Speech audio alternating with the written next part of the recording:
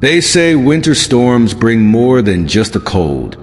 Sometimes they bring whispers, calling your name, begging to be let in. But if you ever hear it, whatever you do, don't answer.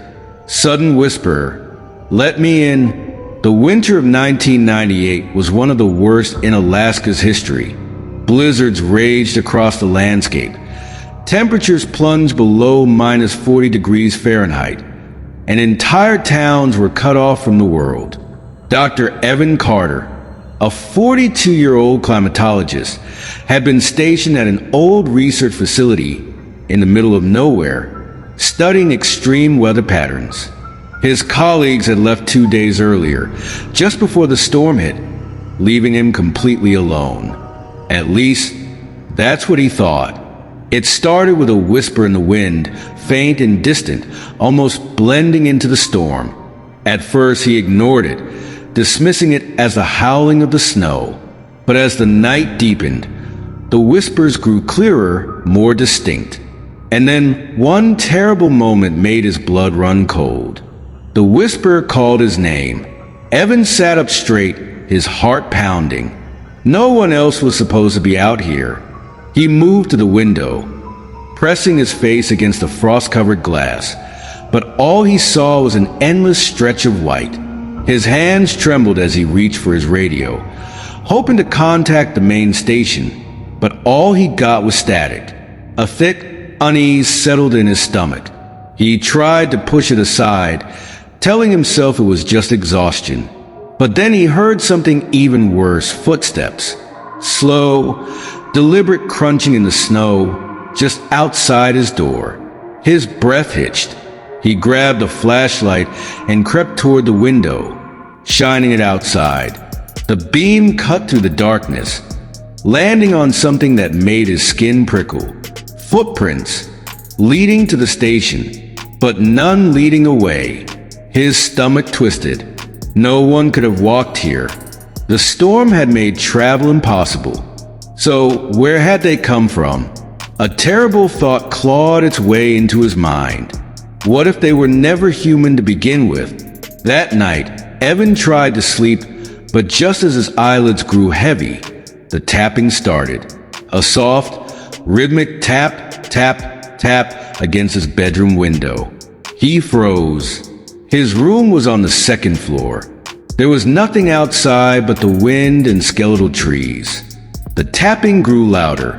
Tap, tap, tap. Slowly, he turned his head toward the window. His breath caught in his throat. A face was staring back at him. Pale, hollow eyes, a mouth stretched too wide. It didn't move. It didn't blink. It just smiled. Then it whispered, its voice slithering through the glass like ice crawling over skin. Let me in. Evan scrambled backward, knocking over a chair. His pulse pounded so hard it drowned out the storm outside. He squeezed his eyes shut. When he opened them again, the face was gone. The window was empty, but the fear stayed. He didn't sleep after that.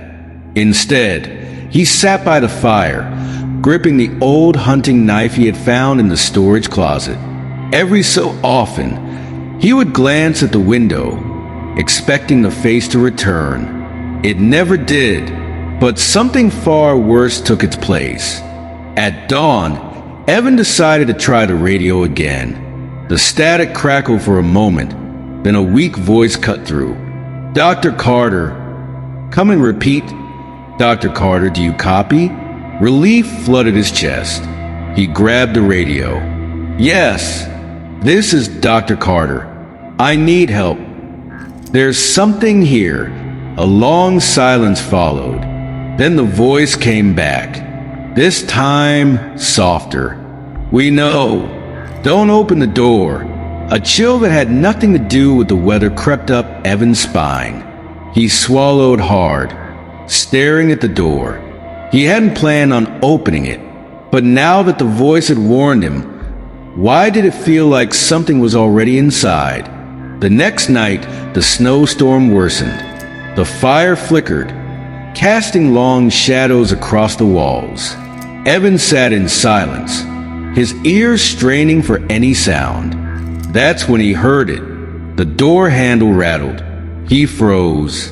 The wood groaned, as if something was pressing against it. Then, boom, the door flew open.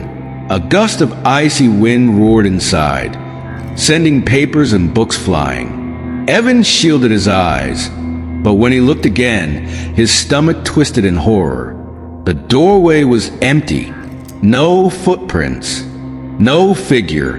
Just the endless blizzard swirling outside. But then he looked down. Wet footprints, leading from the door into the room. Something had come inside, but where was it? When the rescue team arrived 2 days later, Evan was gone. His coat, boots, and survival gear were still in the station untouched. The fireplace had long since gone cold. There were no signs of a struggle, no tracks leading away from the building. Just a single notebook left open on his desk. The final entry read, "It's inside now.